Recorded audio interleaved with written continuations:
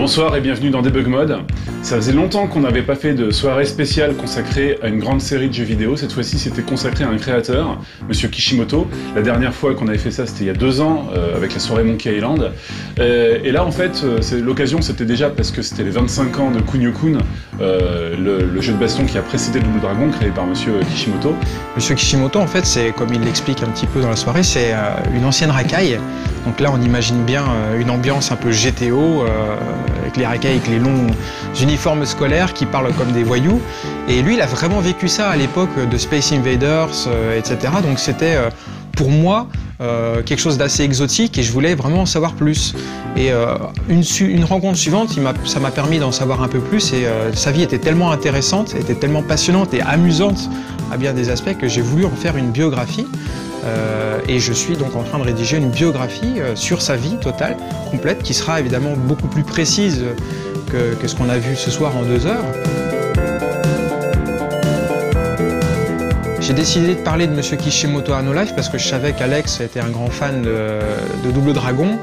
Et quand Alex et moi on discutait de Double Dragon et Kishimoto, je lui ai expliqué, écoute, Monsieur Kishimoto, je le vois encore cette année pour passer un week-end avec lui, pour faire des heures et des heures d'interview pour sa biographie. Si tu veux, comme tu viens aussi pour le TGS, on va le voir ensemble. Et ça peut te faire un petit sujet de reportage, pourquoi pas. J'avais une discussion au téléphone avec Alex, qui me parlait un peu des choses qui allaient venir sur No Life, et qui me parlait de l'interview de Kishimoto par Florent. Et donc forcément c'était très excitant, une interview d'une légende du jeu vidéo comme ça. Et puis la conversation continue, on parle d'autres choses, on se dit ça serait peut-être bien qu'il y ait peut-être des Retro and Magic Double Dragon pour accompagner l'interview, enfin on discute de choses et d'autres. Et à un moment donné dans la conversation, Alex me dit j'aimerais bien qu'on fasse une soirée spéciale, ça fait longtemps qu'il n'y en a pas eu mais je sais pas sur quel thème. Et donc je lui dis pourquoi pas sur Double Dragon. Et il me fait mais oui effectivement, et voilà, et c'est parti plus ou moins comme ça. Moi j'étais très content de pouvoir travailler avec Florent Gorge parce que évidemment je connais son travail par Pix & Love, ses livres sur l'histoire de Nintendo, tout ça, donc évidemment moi ça me faisait très plaisir. Et puis donc c'était aussi bien qu'il puisse se charger d'écrire les Retro and Magic. Donc. Avant tout, il a fallu commencer par le tournage de l'interview de Monsieur Kishimoto, qui était un peu le cœur de la soirée, une longue interview carrière qu'on a divisée en 4 parties. C'est évidemment Florent qui s'est occupé de tout, de la coordination, de faire l'interview, la traduction, il a même réalisé les reportages, il a écrit les textes, de la voix off. Et c'est la première fois moi que je travaillais avec Florent et j'étais impressionné par sa connaissance de la manière de travailler avec les Japonais, c'est-à-dire qu'il sait comment faire pour obtenir des réponses intéressantes des créateurs. C'est pas du tout la même manière dont on a de poser les questions, par exemple, avec des créateurs occidentaux, des Français, des Américains, des Anglais, par exemple. Au Japon, il y a une autre façon de faire et il la maîtrise parfaitement. Ensuite, toute l'équipe s'est mise au travail, il n'y avait pas seulement l'interview, il y avait plein de rubriques différentes, la Minute du Geek, Retro and Magic, on a eu aussi des super plays spéciaux, Oscillation, et même un compiler. Donc tout ça demande beaucoup de travail, en plus à une équipe qui est déjà surchargée, on va dire, parce qu'il y a les 101% à tomber, les classes plus toutes les émissions qu'on fait au jour le jour, et là, il y a une grosse surcharge de travail, mais chacun s'y est mis un peu, et au final, la soirée est passée à l'heure. Donc Cyril, là, il est quelle heure Il est trop tard. Comme d'habitude, les derniers éléments ont été prêts au dernier moment, donc là, comme souvent, c'est moi qui ai rendu les derniers trucs au dernier moment, donc c'était Compiler, qui a été terminé alors que la soirée était déjà en cours de diffusion. Générique offline. Je comprends pas pourquoi. Courage. Je commence à stresser. Mathilde a terminé le mixage vraiment à la dernière minute, en un temps record, mais finalement tout est passé sans encombre. Et le truc vraiment sympa, c'est que pendant la soirée, on était en direct avec Skype, avec Monsieur Kishimoto, qui suivait la soirée au Japon. Faut voir qu'il s'est levé à 4 h du matin, rien que pour voir ça.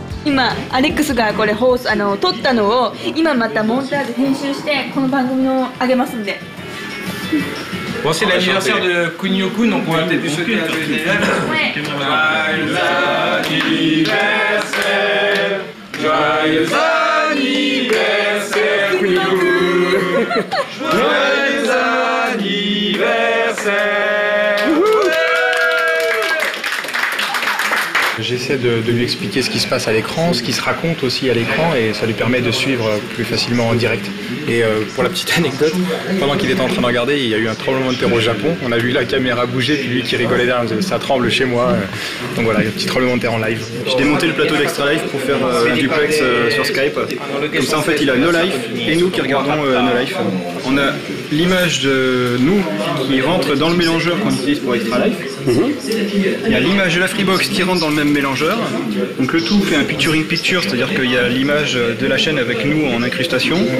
On a l'audio qui vient de la Freebox, plus un micro qui est branché sur la table de mixage d'Extra Life également.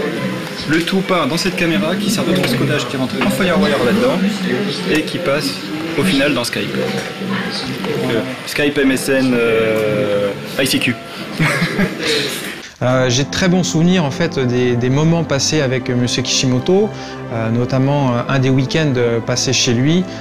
J'ai eu la chance de dormir chez lui, on a mangé des sushis et puis au cours de nos discussions, il m'expliquait quand il était jeune, il s'était entraîné au nunchaku, il voulait absolument ressembler à Bruce Lee et je lui ai demandé s'il savait toujours s'en servir, s'il saurait toujours s'en servir. Il est parti chercher son nunchaku, il m'a fait une démonstration de nunchaku et il se débrouillait encore pas mal, c'était assez impressionnant. Et ça m'a fait tout drôle de voir Monsieur Kishimoto, le père de Double Dragon, faire une démonstration de nunchaku. Il se débrouille encore pas mal, hein. C'était sympa, un bon souvenir en tout cas ça.